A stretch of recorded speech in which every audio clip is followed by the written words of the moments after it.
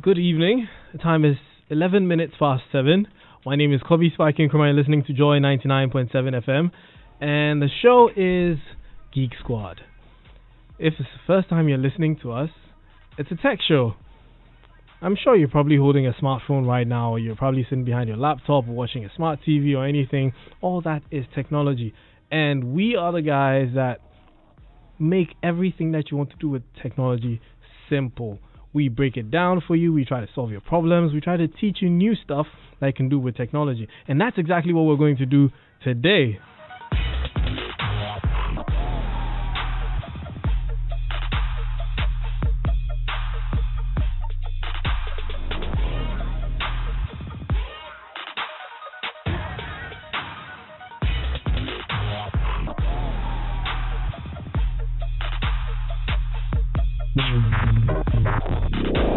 Geek Squad.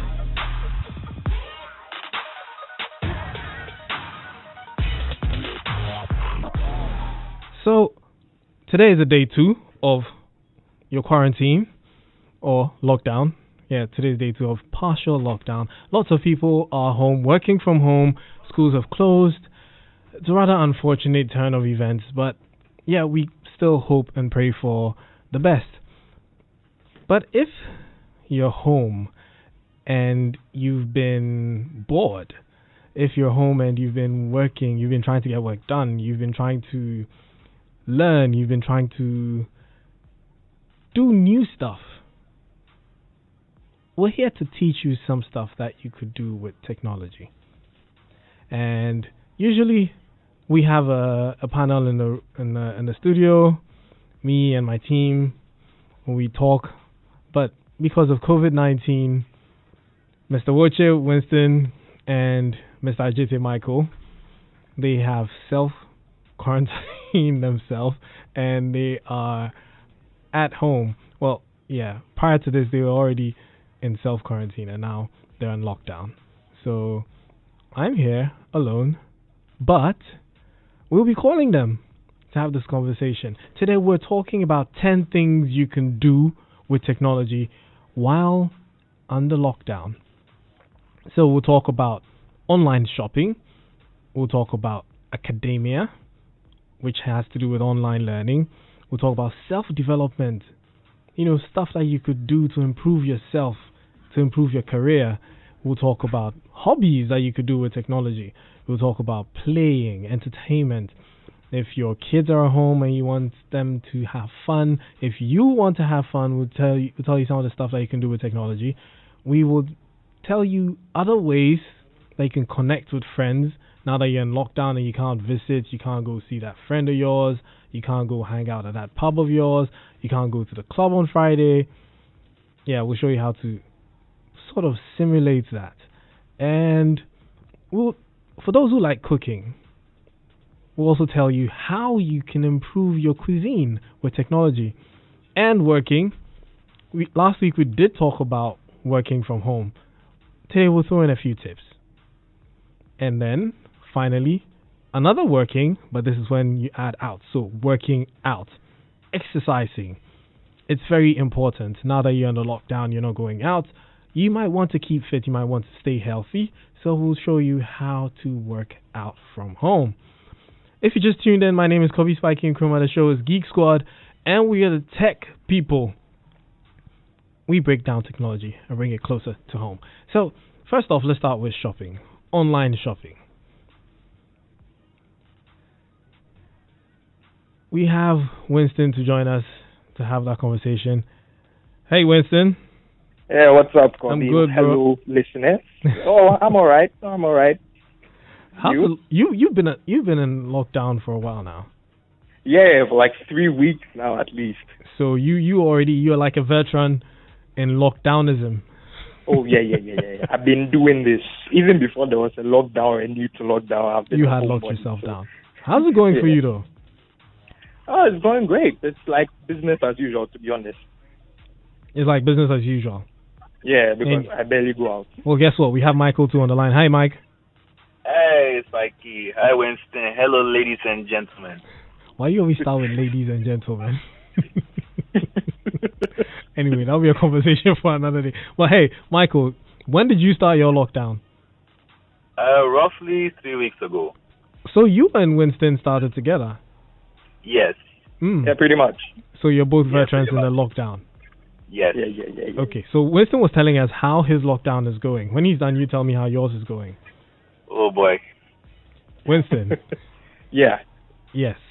But with emphasis on the technology that's helping you stay sane in your lockdown. Oh, that. Okay. Oh, okay. Yeah. Well, it's going pretty well. Fortunately for me, at least, I have one working laptop with me. It's not a very powerful laptop. Michael would know this because my laptop is still being repaired before all of this happened. So, yeah, but yeah, I mean, Netflix is a godsend right now in terms of if you are a content consumer, if you are looking for things to watch and idle with. Netflix is great because there's so much content on there and they are always releasing new content. Like every month they could drop like 20 new things for you to watch. So if you are looking for things to watch, Netflix. Next place if you are looking for things to watch is of course YouTube. Wait, before you go on, Netflix, Yeah? which channel is that? Because like my TV doesn't catch Netflix. Oh, so Netflix is an online streaming service where you pay a subscription fee and you get access to different kinds of content, some made by Netflix and others not made by Netflix. So all the TV shows or series, as we call them here, and movies that you see around, you get some of them on Netflix. But how much does it cost? Sorry? How much does it cost? The monthly subscription? How much? It comes in tiers. I know there's one. The basic one is about $10.99. So translating is about a little over 50 CDs for a whole month. And then I think there's the larger package. But right now the interesting thing is that Netflix is reducing the quality of its stream. Yeah. And when we say quality, in the sense that there's 480p, 720p, 1080p, 4K. They are rolling it back down to about 720p because of internet bandwidth issues. So right now, if you are joining Netflix, you might as well just buy the basic one because there's no need. That's what everybody is stuck on, anyways. Okay, so basically, anyone with a credit card can sign up. Yes. Very sad that there's no Momo or mobile money feature. So if I send you Momo, can you sign me up? Can I sign you up? Oh, yeah. Sure. So then there's a Momo feature. Know a friend who has a credit card, send that person Momo, that person signs you up on Netflix. And then you can chillax on Netflix. Someone just sent a message, says, hey, Spiky, why are people treating Netflix accounts like gold? That's from Tom Hammond. Why are people treating Netflix accounts like it's gold? Well, right now, people are treating Netflix like gold because everybody is at home. And when you pay for a type of subscription, you get a certain number of devices that can be connected to Netflix at a time. So you can connect more than one device to an account? Yes, so I think the basic one has 2 screens. The ultimate one has 4 or 5 or 6. I can't remember. But if everybody is at home and I give my account details to 5 people and I'm on the 2 screens at a time, then someone is going to get locked out. Right. Anyway, so if you're listening to us and you want to join the conversation, you can send a message to 0244-340437 on WhatsApp and Telegram, 0244-340437. So, Winston, you've been enjoying Netflix. That's been keeping you sane. Michael, how about you? Are you also Netflixing? No, I'm not Netflixing. I have not jumped onto the Netflix bandwagon. So far, my go-to online subscription to keep me sane has been PlayStation Plus. Right, so you're a gamer. Yes, which I've just had to cancel because I picked a very poor time to do some self-service on my PlayStation, and now it is permanently dead, at least until this lockdown is stopped. So what's a PlayStation service anyway? Well, PlayStation, as of the current generation, that is the PS4, and Xbox as well, now require you to pay a subscription service in order to play online with others. This is a separate charge from games that they may be selling for whatever discounts maybe online. Right. So after you buy the game, you have to pay a subscription fee to be able to play. You have to pay a subscription fee to play online as well. Wow. So if and as much as I must spit the word out there, most gamers in Ghana, console especially, like the FIFA game. In any case, if you want to play online with your friends, you must now pay. Well, it's been like that for a while. You must pay for the online subscription service. That's PlayStation Plus, or in the Xbox's case, Xbox Gold, in order to play online with others. Because it's one thing to punish the computer in a single player game, but it's quite another thing to play against others. But that was in the case of when I am now trying to launch. I've actually spent most of my time on lockdown at work. While I don't necessarily have to physically go to the office, work hasn't stopped for my company and I. So we must continue working. So we have been working online and been communicating through various means to keep the company goals on the move. And now that's a good segue into what people can do with technology that they didn't know. Last week we talked about working from home. Now, in your case, real case scenario, what kind of technologies are you using to aid your work? So I'll start with the work basics first. It's very simple. So we work mostly now in anticipation of something going wrong. I was not thinking of a pandemic. I was expecting at some point in time my laptop to die. Okay. And it has happened before. I have a personal laptop that died before I was assigned my company laptop. But both of them and all of my company files are now sitting on the cloud, with the exception of really large files. Those we keep on an external drive in order to save data when we are not in the office using the official office internet service provision. Because if you're home and suddenly you have to download 5 gig of a work file, it's going to affect your speed, it's going to affect your data balance. You don't want that conscience on you unless it is absolutely critical.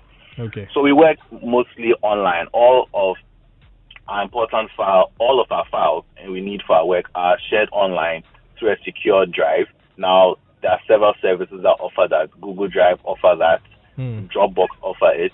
Microsoft have OneDrive, which is integrated in their Windows system, but the other files also do similar. And which one would you say is the best? Personally, I am more... There actually is a tie. I have to be honest. It is actually a tie between Dropbox and OneDrive. OneDrive has a slight advantage in that it is tied. You can use it with your Microsoft account, and which now with the new Windows 10 and even Windows 8 machines, you must have in order to use the machines. So technically, you already have a OneDrive account. Now, all of them come with limited space, especially if you're going for the free version, and they have various charges for paying for advanced versions. Now, since my personal laptop has died, I have not had to pay for my Dropbox for getting on half a year. So I am not in a position to say how much it costs. Last I checked, I think it was 50 cedis a month. I think Winston doesn't agree with your choice of OneDrive and Dropbox. Winston? Oh, I agree with OneDrive. I totally agree with OneDrive, especially in the business setting. Like you said, it's merged with all your other Microsoft apps like Microsoft Word, Excel, PowerPoint, and everything. So it makes sense. The Dropbox is a bit of an oddity for me because I normally prefer Google Drive, which has we've realized the greatest competition for Microsoft's set of business-based apps, because the popularity of Google Docs, Google Spreadsheet, and all that has really risen because of some of the features that it offers. Like in a sense that if you create a group document, everybody can see it being live edited, in the sense that I can be typing something and wherever you are in the world, you see me making those inputs live. So those are some of the benefits of Google Drive. I was surprised by Dropbox because Dropbox, as far as I know, doesn't come with any other. Oh, actually, they do now. If you install Dropbox on your PC, now I know this is for sure for Windows, but not so much for Mac. Microsoft. Dropbox does allow you to see other people work on the same documents you're working on, especially in real time. In real time, especially in the office environment. Now, obviously, OneDrive have that built in. They've had that built in for the longest time. But yes, Dropbox also do have a feature that when you work on a document, someone else can work on the same document at the same time. And you can see that, oh, this person I've shared this Dropbox link with, who also has a Dropbox account. It's at this portion of the document, and I am over here. So, props to them. They've gotten that to work. And because they are online based, you can literally work. If you are really in a pinch, you're not necessarily bound to have to use your PC. You can also use your mobile devices. Right. But I would prefer you work on your PC. Meanwhile, you can use your mobile device for communication and coordination with your team. So, besides cloud storage, are you guys using any collaboration software like Microsoft Teams, Hangouts, or Slack? Skype. My office Zoom. I said, when do you go first? Skype and Zoom seem to be becoming very popular. So I was talking to a friend of mine who works in the UK, works for Goldman Sachs, and he said in the company right now they run shifts in the sense that half the team goes into the office and the other half stays home, and then they rotate each week. And I've heard several local banks also doing the same thing, which is I am applauding them on that. That's a very great tactic. So he said whilst the other batch are home, almost everything is done on Zoom, where you are calling in video call and you're pretty much being seen at work. Unfortunately, it seems Skype hasn't been as effective as it should have been, or taking advantage of this. Saying take advantage is weird because considering the times, but you understand what I'm saying. Yeah, I do. So there's Zoom, there's Skype, and for the entertainment side of things, or for the fun part, there's Hangouts. Oh no! Why would you say entertainment or Hangouts is still a serious thing? No, I'm sorry, I made a mistake. Not Hangouts. House party. Yes. I knew that's where you were going with this. Sorry? So I knew that's where you were going with this. Yes, house party. So for the fun-loving people, house party is a great. We'll save that for when we get to the entertainment part, like the communication part, social communication part of this conversation. Okay. But I think so. Basically, when it comes to work, people should store their files on the cloud. People, like they can use a cloud, so OneDrive, Dropbox, Google Drive. Yep. And then if for communication, Zoom, Skype, Hangouts. Yes. And if it's for collaboration. With Skype, you can substitute Skype for Microsoft Teams. Now, so Microsoft are trying to push. Part of the reason why we still mentioned that their Skype isn't as well hyped or pushed out, take advantage of in these times, because Microsoft are actually trying to shift all the functionality of Skype onto Microsoft Teams instead. Right. And it's not been exactly the smoothest of transitions for them, in all honesty. And our office environment, we actually do use all three. Actually, no, we actually use Zoom, and we have given Microsoft Skype accounts as a matter of course, but we actually use Zoom, and then the rest of our collaborative work works through Microsoft Teams. But we found out that most of the time, if we need to have a meeting anyway, which we've been doing for years, this is pre-pandemic time. We've been using Zoom for inter-office and inter-department meetings in our office for years before. Just once you get to the office, you're assigned an address. You're assigned a Zoom address given to your official office email. And you can have a meeting with literally anybody at any point in time. And so that's how we've been running things for the longest time. So this is just as far as our company is concerned, we are not really doing anything out of the ordinary, except now we don't get to leave the house as often. We don't have to go physically to our office locations, with the exception of some of our critical service provisions. Yeah. But with the exception of that, it's been basically business as usual. You can't come to work, fine, work remotely, and here are the tools we've already given you to use them, which we've already mentioned. Yeah. So, yeah. Well, I think for those who work, that's quite exhausting. Like, we've exhausted that topic. But how about those who are in school? Teachers who teach students and students who learn from the teachers. How are they going to leverage technology in these times? one interesting thing I saw. Now, you can't use the exact same tools we mentioned. You can use Zoom is actually pretty good for this. You as a teacher can have a Zoom session with your children. You can take attendance through there and know what everyone has done. Zoom can record the session for you so that it's back. So you have a backup that you can then say, okay, here's something you can review in case you missed anything during the class. And it even has its own Blackboard and screen sharing feature so that you as a teacher can generally just teach without physically having to be there. But in all honesty, I'll even call Zoom the basic level of remote teaching now. Just recently, I don't know if you saw this, Spiky, since you are the only person in this team who has an entire VR kit. Recently, Valve have, now a lot of people will not know, but Valve is a very old video game development company, and they've not developed a new game in nearly 13 or so years. It's been a long time waiting. And then just before the lockdown hit, they suddenly released, not suddenly, they had announced it for a while, but they announced and then finally released an update to one of their popular games called Half-Life Alyx, that can only be played through VR, which is an interesting, a new game in VR in lockdown time, some more entertainment. But what no one expected was that as part, now Valve, when they do these things, they always, and it's something they've been doing for a while, whenever they release a game, they may take years to do it. But when they do, they showcase technology and techniques that, yes, it may have been done elsewhere before, but it's been refined to such a polished degree that it feels like it is new all over again. You could call them the Apple of video game development for that. I know a lot of people are going to have contention with that, but that is basically how it works. Now, the reason I mention this is because now, a big thing with this new game is that it works in virtual reality. Okay, what's so special about that?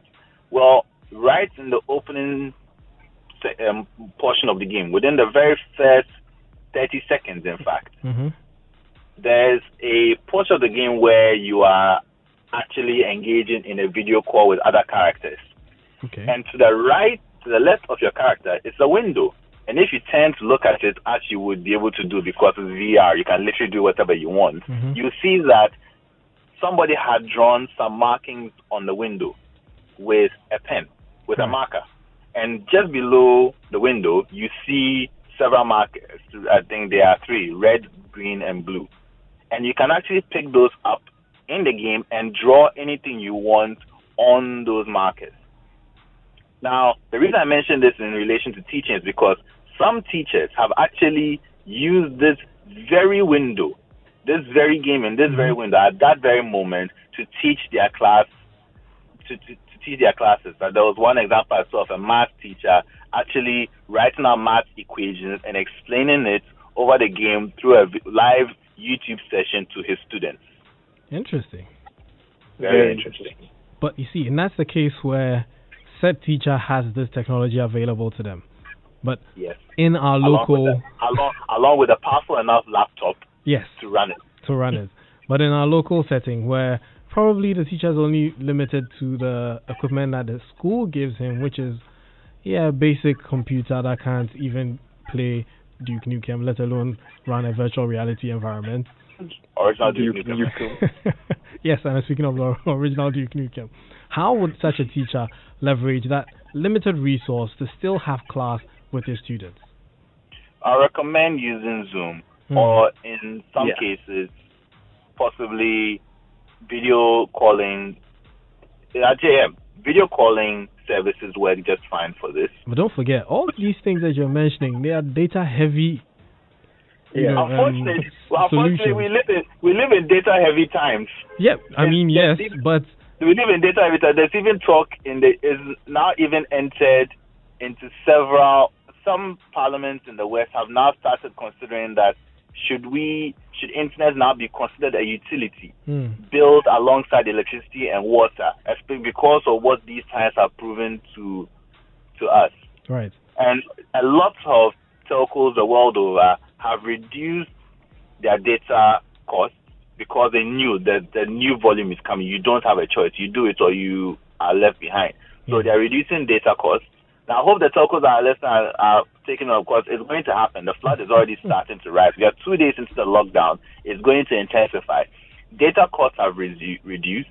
Now, services like Netflix and YouTube have disabled high quality streams, as Winston mentioned. So now, if you are streaming a video, you're no longer able to get the highest quality. You're now only going to limit it at 480p in order to spare the pipes for everyone else to get space, because this space is now suddenly going to be, not suddenly, is gradually, and in some cases it has already been fully maxed out by a lot of people trying to access more of these services.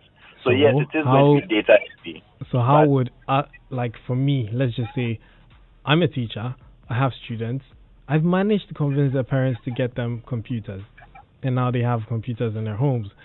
And I'm going to convince these same parents to make sure that they have about 100 gigs of data each week for the kids, because we're going to have video calling sessions. And me, the teacher, I'm going to have to, fork out about 200 gigs because I have to prepare files that I'm going to be sending to them. I'm going to have video, and I'm going to have different classes. What kind of solution for such a situation? You call your headmaster and you call your headmaster and put these grievances for that. Winston, please take this.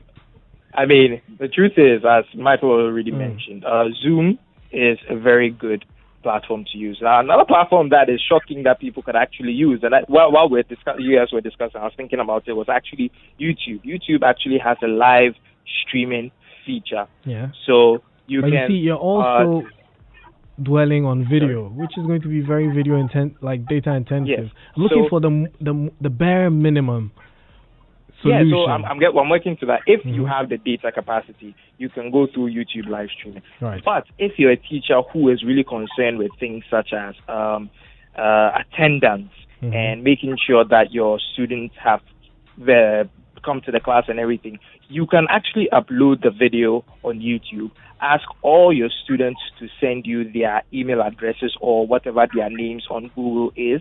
So when the student goes in to watch the video, the student can just comment. So all you do is you pre-record the video and you upload it. So there's not going to be any lag. There's not going to be any issues of too many people on the stream at the same time, so it's causing issues. It's already pre-recorded. You just drop it there. If you are really concerned with attendance, each student writes their name, present, or I was here some, and then you can cross-reference with them. And if you give extra marks for attendance, you can do that. I feel like that is. I think you can also do the same thing on Facebook. These are very simple ways of circumventing.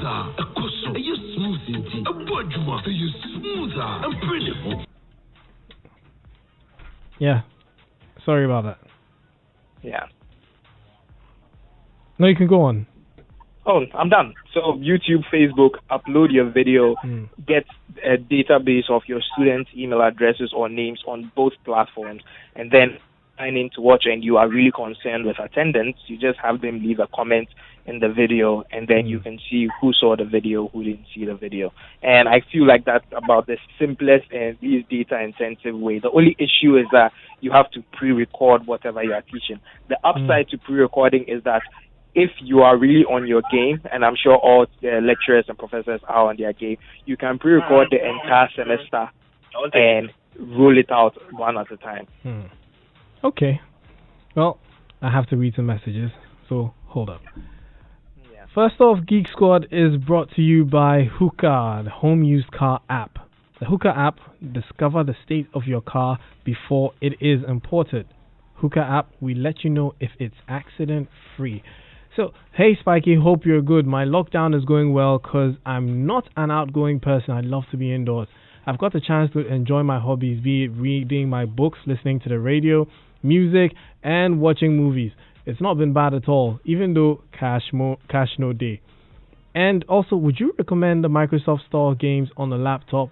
That's from Sly. Yes, Sly, you can download Microsoft games from the Microsoft Store. They're definitely tried and tested. That's why they're there. We'll be right back. We're taking a few messages. And after that, we'll still continue the conversation. The show is Geek Squad. My name is Kobby, Spiky, Nkrumah. Buying buying a car, thousands of cars are imported, wrecked, stolen, or flooded. Discover the state of the car before it was imported with the Home Use Car app. Install the Hooker app on your mobile device now and get up to 10 images to help you assess the damages on the car. Hooker is spelled H-U-C-A. Available on iOS and Android devices. Visit homeusedcar.com for more details.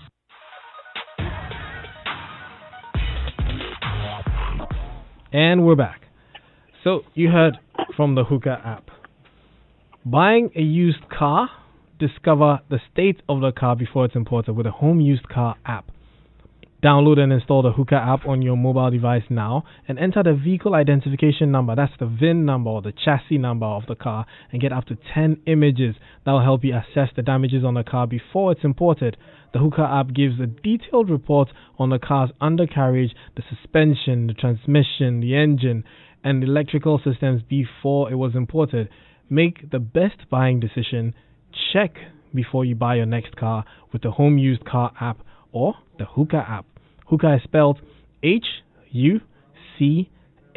It's available on iOS and Android device, or visit homeusedcar.com for more details. Hooker app will let you know if it's accident free. Now, Joy Learning, we're talking about learning from home, and Joy Learning says, dear parents, dear guardians, Joy Learning is intensifying teaching lessons in these times as the reported COVID-19 cases in Ghana has compelled schools to close down.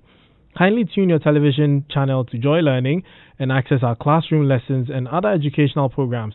We can assure you that with Joy Learning, your children will not be left behind in classroom teachings while in the house. Do not allow COVID-19 to prevent your child from learning. Joy Learning has you covered. With Joy Learning, education is secured, convenient, and easily accessible anywhere, anytime in the comfort of their homes. Get a multi-TV digibox for your kids now. Joy Learning, keep learning. Michael Winston. Yeah, what's up? Yep. Yeah, so we were talking about stripping everything down today. I got your submissions. You guys, yeah, great. I don't think you've been to a Saito before. So you don't know I how... was in Saito, bro. Hey, chill. When we say Saito, there's levels to the Saito. There's a capital S Saito and there's a small letter S Saito. You probably went to a capital S Saito. And palm wine, palm nut. It's not the uniform that defines a Saito. Bro, but I went anyway, to Saito, trust me. I'm looking at, so for teachers and students that probably will be crying about data costs and everything, you guys mentioned some very great services like Google Drive and OneDrive and the rest. I've taught before, and I remember one time I had to have an online class with my students, and they were having challenges with the video. So what we did was we used the Google Sheets, which is like the PowerPoint alternative on Google Drive, and we were communicating that, because it's collaborative and anyone can type there. I was actually typing whatever I was telling them in real time, and then I'd give the description. So when they didn't, then they could send voice notes via Hangouts to me and ask me questions, and then I would respond. And that was more convenient. And also, if you're a teacher and you want to have an exam, there's actually a service called Proctor Track that can let you have an exam remotely. So you can set an exam for your students. All they need is a laptop with a webcam, and once they install the software on the computer, it actually makes sure that they're not cheating. So you can't run it in a virtual environment. It can detect that. You can't. It uses your webcam to make sure that you are actually taking the test and not looking elsewhere on a piece of paper or something. And it's very, very smart. I've seen tertiary institutions out there using it, and people have actually been writing blog posts trying to beat the system to getting to cheat. It's actually very, very difficult. So more messages. Hi, I'm Betty. So for the Netflix account, I think some of us cannot afford. So is there any alternative? I'll come back. YouTube is free. Well, but can they watch movies on YouTube? Like only specially legally no. Okay. There have been people who have uploaded entire movies or parts of movies to YouTube, but they always end up getting taken down. Right. But a lot of YouTube content on its own is actually very entertaining, and in a lot of cases also very, very educative. Yes, there is a risk of getting into some very questionable things that exist on YouTube. But that's where I've gotten most of my entertainment when it comes to watching stuff. Right. Okay. So my school was using Zoom to continue lectures after the president announced that all schools should close down. Only issue, some of us don't have great internet connection. That's now from mile 7. So yeah, as I was saying, getting Andy said Google Drive is the best, and he says there's also popcorn time, but it's not legal. Wow. Yeah, unfortunately, I read it before seeing that it's not legal. You know, the question that was like, what are the alternatives to Netflix? To be honest, I have found full movies, like full new movies in the most obscure places, but I can't talk about it. Thank you very much for talking about it. I know exactly where you saw them. You can't mention those on air. So, yes, I cannot. Moving on, and we have very little time, so let's tell people as much as we can about what they can do. So, self-development. Oh, sorry. Before we move on to self-development real quick, Winston, I think we should also mention anime. Funimation and Crunchyroll, how much do they cost? I think they are cheaper than Netflix. That's assuming that the person would like to watch anime. Yes, anime is watch some great shows. I've been advising people to indulge in anime because we seem to have a lot of time. Well, not everyone likes cartoons, talk less of anime. Yeah, true. But anyway, so self-development. Some people want to learn a new language. Some people want to learn to code. Any advice for such people? So personally, Michael knows this. I'm learning. I used to code, like I dabbled in code, Java, some other things. So I'm learning new coding languages, Python, C#, and some others. The difference with mine is that I paid for the course. Now, interesting thing is that if you are looking to go for online accreditation, here's the wonderful thing. This is the time to be honest, to pay for online courses. One, because many of them have been discounted. Yeah. Largely discounted. I got a full developer Slack developer course, which was valued at $1,600 for about $35. Interesting. On XPA developers. Very massive discount. So I paid for that. Now the reason why I'm saying this is the time is because right now everybody is going to online teaching. Everybody's learning everything online. So the prospect of the validity of an online certificate has risen because of this situation. Yeah. So if you are looking to better yourself even on a working level or better your CV, right now is the time. They've discounted a lot of, if you are looking for courses, you can go to edx.org, I believe. You can go to Coursera. There are so many of these called Skillshare if you want to learn anything. Some of these have free courses. So list them for our listeners. Okay, so we have Coursera, we have edx.org, we have Skillshare, we have Udemy. Yeah. Michael, do you have any more? LinkedIn Learning. Yeah, there's that. What LinkedIn Learning is now called Linda. Linda with a Y. Yeah. Oh yeah, Linda. And even aside, there's also a lot of Duolingo for languages. Yep. Rosetta Stone. Yes. Oh, Google have a very good one. When you remember. So when I remember. Yeah.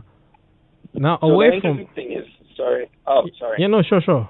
You can say. The pertinent thing is that most of these websites we mentioned, the courses are free. Yeah. But normally the tests for you to be able to accrue your grades to get the certificate is not allowed. So if you just want to learn new skills, you can go on there and learn any new skill you want, but you will not get anything.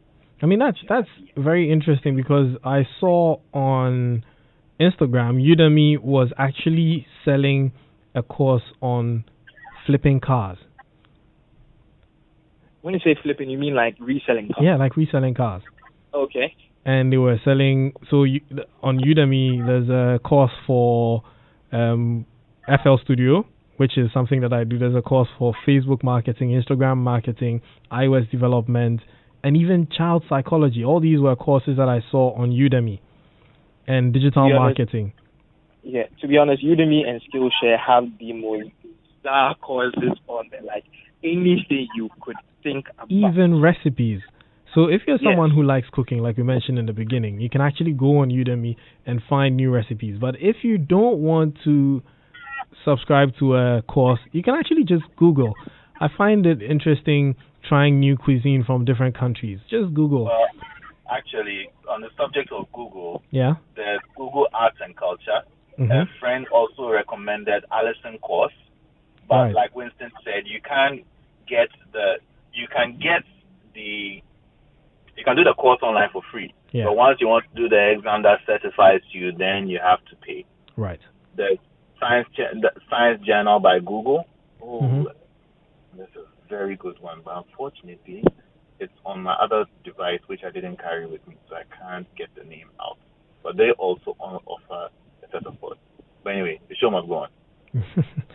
And Google is actually also organizing Digital Skills for Africa, which is a free course to take in digital marketing. So all you have to do is just go to learndigital.withgoogle.com and you can take new skills digital marketing course from Google on there. We've got some that's what, we've got some that's what messages it's called. here. Yes. Google Primer. Sorry. Google Primer. That's Right. what it is called. So someone, we've got a message from Essie. She says, for entertainment, one can subscribe to Iroko TV if you are into Ghana or Nigerian movies. For a 6 months subscription, you can pay 25. If you want to add international movies, you can pay about 15 also for the period. Thank you very much, Essie, for that message. You can learn something important during this lockdown period. Coursera and Udemy is a good place to start. That's from Kofi. Yes, Kofi, you're right. And Jakpata says, those of us in the village where there's no light or proper internet, what should we do? Read a book. You know, the rather unfortunate thing is that technology hugely depends on internet and electricity. Unless Joshua and his Internet of Things team devise a way to get some of these devices to work without electricity and internet, will still be dependent on these two things. Yeah, so guys, final words before we sign out. What would you advise everyone staying at home, from father to children to mother to you, people like you? What would you advise? Michael, go first. Okay, I'll give you time to think yourself. Listen to what the Ministry of Information, what the Ministry of Health are saying with regards to this. Follow their, because there are little lives at stake in all this. So take this isolation and quarantine time very seriously. It is inconvenient and it is in some cases extremely difficult, but as a net worth, it is worth it for all of us to take. So stay sane, stay safe, use the courses we've given. You can join us in the Telegram group. We can repeat everything, and there's always avenues to learn more and achieve more. If you're having issues getting electricity and internet, blow up ECG's phone line, blow up your telco's lines, because now is the time where their services are most important, and they must, if they really do care for you and the money you're paying them for the services, they must give you what you require, especially in these times. So, I mean, we are all glad to help, but also get on their case so you can also join us in the digital growth spurt. Great. Winston. Yeah, like Michael said, this period, the lockdown has been put together for a reason, and if we adhere to it, as the government has petitioned us to, it will go a long way. In truth, with what is happening with this pandemic, it's really not about you. Unfortunately, your comfort or your discomfort is not the general thing that we are concerned with. It is the society. Society is at stake. So kindly bear with this discomfort and just stay indoors. This is for parents, and then to the youth. Parents, please, just because your kids are home and they're having online classes, please try and stop sending them, because like Charlie, you saw that, right?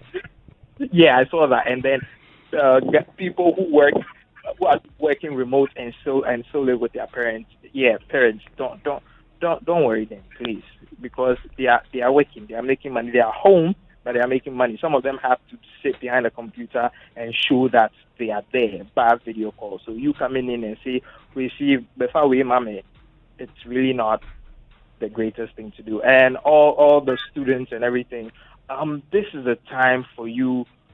I don't know. I don't want to put a silver lining to this dark cloud, but I have to, in the sense that this is a time for you to get a brief reprieve to think about your life and what you want to do. Even the workers. Many people have been working 8 to 5 for like 10 years, and they haven't had the time to sit down and think about what's next. This lockdown is a time for you to think about what's next. What do you want to do with your life? How do you want to improve it? Are you okay with it? Students, this is a time to figure out that what do I want to do in the future? And if you have access to the internet, you can find so many wonderful things. You can find bad things, but focus on the good. And we will get through this. There will be a brighter day very soon, so don't worry about it. Yeah, so now that we have, you see, it was a good thing I let you guys give your outros now.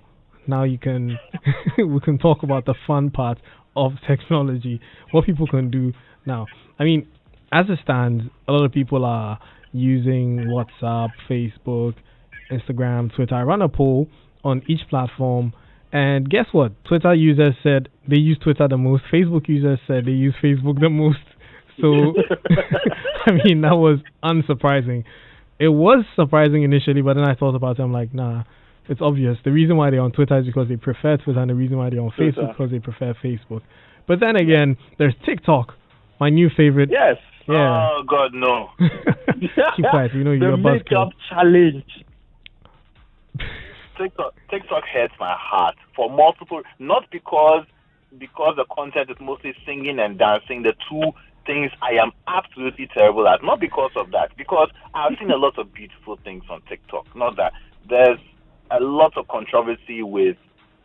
There's a lot of controversy with the owners of TikTok and what. That's a conversation for another day. Then that's a conversation. We're ending on a good note. Yeah, and House Party, and my ever favorite app, Telegram. Well, to be honest, just to cut in, House Party is currently having a little bit of a situation. Yeah, I saw that, but that's a conversation for another day. Let's focus on the positives. Tell people what they can do. Telegram now has made, it's made it possible to group your chats. So you can actually group, if you have school stuff or you have business stuff or you have work stuff, you can actually group them. It's made the platform more work or school friendly. Now that's a great update to come in at this time, is it not? Yeah, it is. Oh, Spotify also has something interesting right now where they are working on it. I don't know if they're done yet. You submit a picture and their algorithms can send you music based on what the AI has gathered from the picture you sent. So if you have a sad face in your picture, it's going to send you gloomy music. Yes. Heartbreak music. So I'm going to try that. Very interesting. Anyways, thank you guys for joining me. Thank you all the listeners. And if you want, I've seen a whole lot of messages of people asking what the Telegram group is. It's t.me/JoyGeekSquad. t.me/JoyGeekSquad. My name is Kobby, Spiky, Nkrumah. You can find me anywhere on social media. It's at The Real Spiky. Everywhere. And hobbyists, find something to do. Your computer can do a lot of things. I'm making music with my computer. You can do something too. Michael and Winston, I don't know what they're doing. Winston, you're making bread. Michael is I made bread today. Yeah, we ran out of time. Okay, guys, thank you very much. Thank you, listeners. And we'll catch you next week with more tech.